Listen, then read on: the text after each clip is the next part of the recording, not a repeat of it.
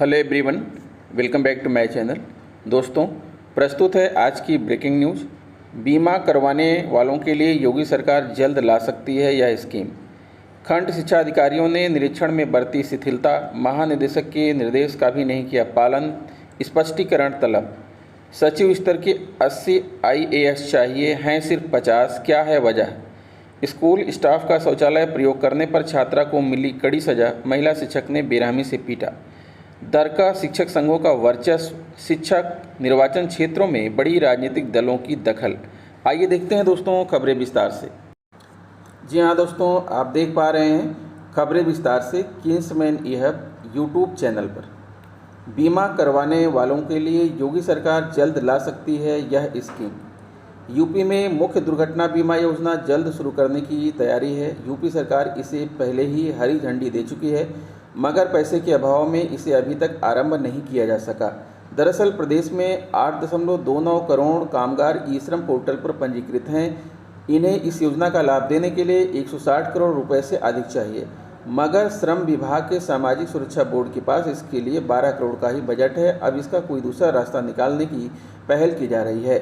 मुख्यमंत्री दुर्घटना बीमा योजना के तहत किसी हादसे में निधन होने पर 2 लाख रुपए दिए जाने का प्रावधान है।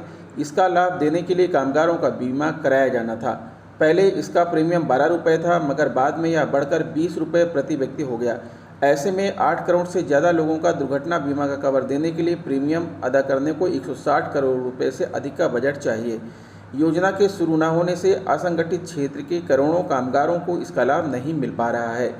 इसी को ध्यान में रखकर अब योजना शुरू किए जाने के लिए दूसरे विकल्पों पर विचार किया जा रहा है।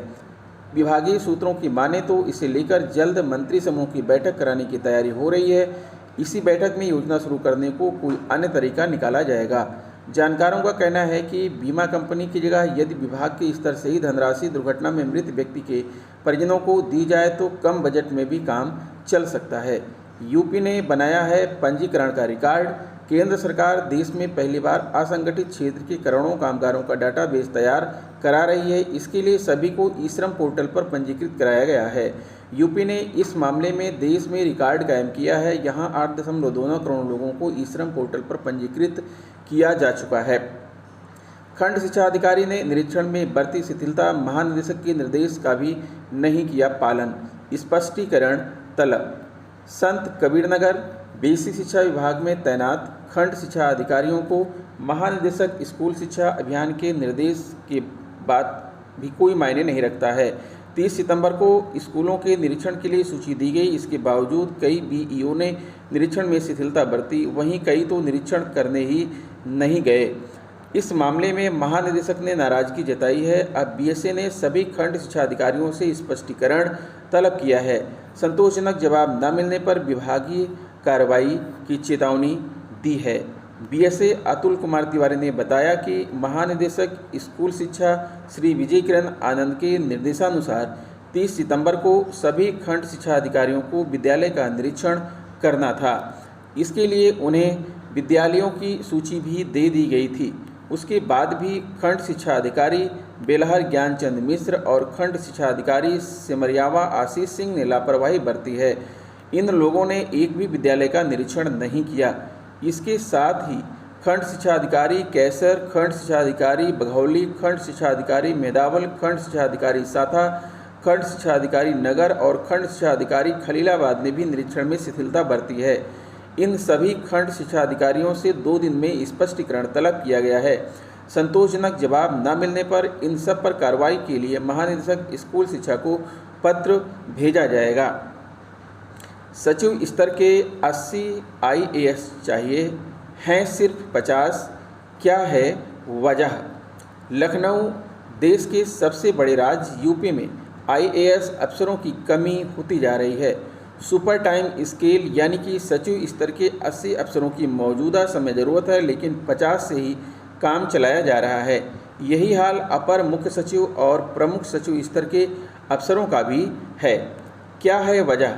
यूपी में मौजूदा समय में 512 IAS अफसरों का कैडर है।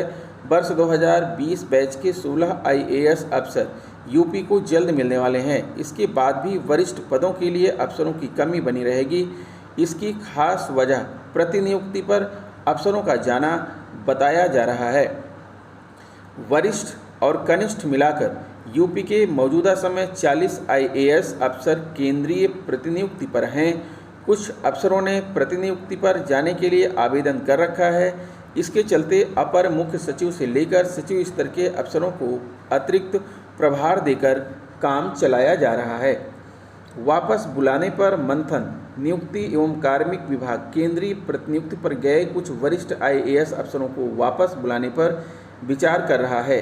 खासकर अपर मुख्य सचिव और प्रमुख सचिव स्तर के अफसरों को वापस बुलाया जाएगा। इसकी खास वजह अफसरों की होने वाली सेवानिवृत्ति है। यूपी कैडर से वर्ष 2022 में कुल 31 अफसर सेवानिवृत्त होंगे। इसमें से 26 सेवानिवृत्त हो चुके हैं और 5 दिसंबर तक हो जाएंगे।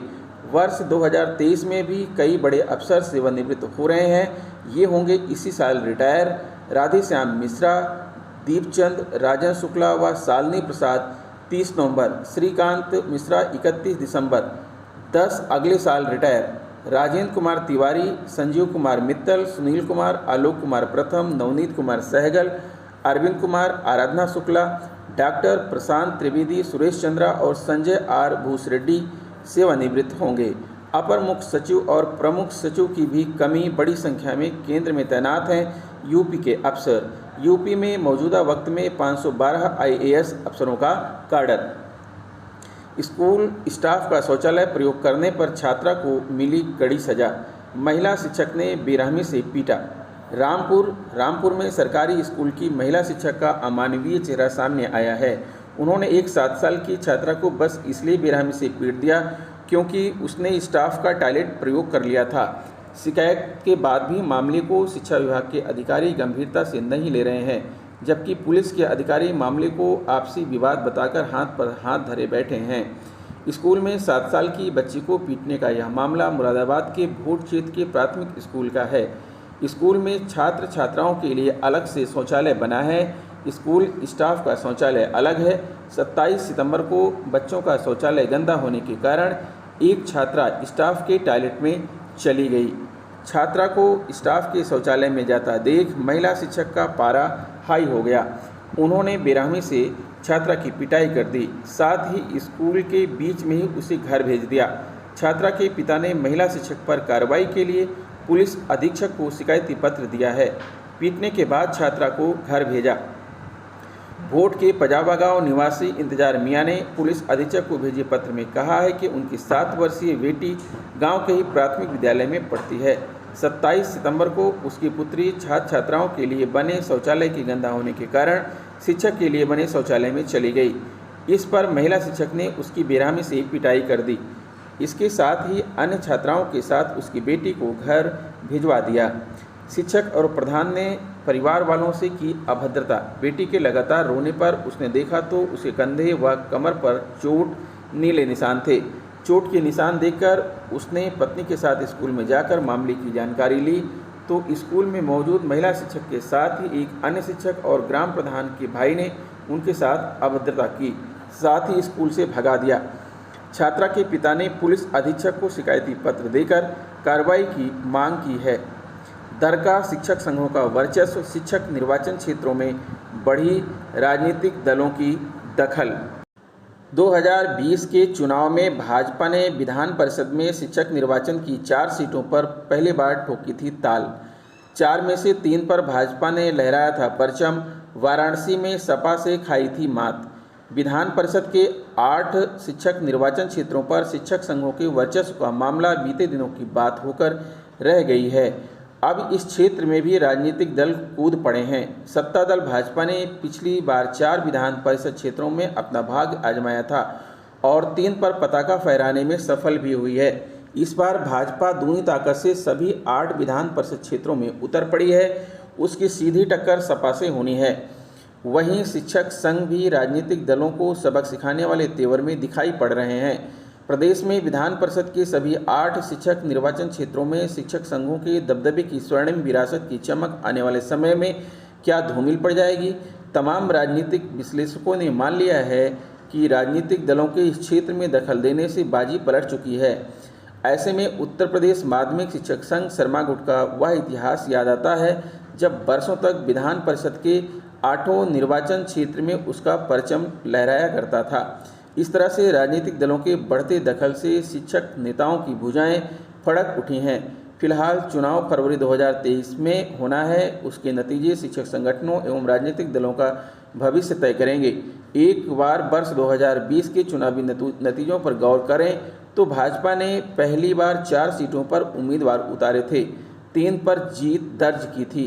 मेरठ से भाजपा के श्रीचंद शर्मा ने दिग्गज नेता माध्यमिक शिक्षक संघ शर्मा गुट के अध्यक्ष ओम प्रकाश शर्मा को मात दी थी।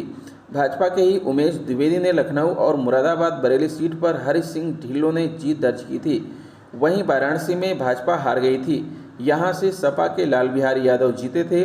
गोरखपुर में माध्यमिक शिक्षक संघ शर्मा गुट के ध्रुव कुमार त्रिपाठी व आगरा से भाजपा के डॉक्टर आकाश अग्रवाल विधान परिषद पहुंचे थे।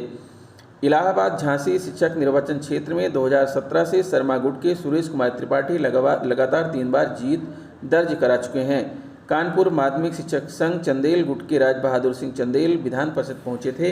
भाजपा के राष्ट्रीय प्रशिक्षण अभियान के प्रदेश सह संयोजक डॉक्टर शैलेश पांडे कहते हैं, पिछले चुनाव नतीजे पार्टी के लिए उत्साहजनक थे, उसी के आधार पर हम आपकी समस्त 8 सीटों पर जीत हासिल करेंगे।